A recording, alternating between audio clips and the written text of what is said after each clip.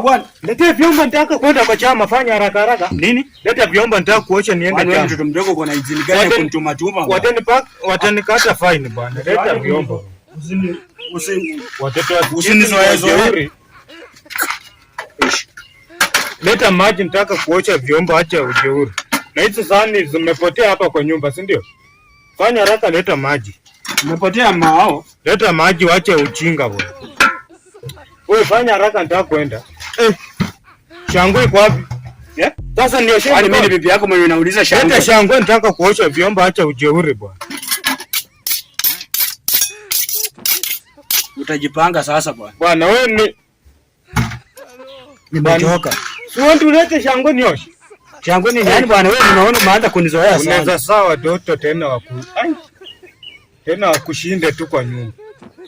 Unajua sasa mimi ni babako.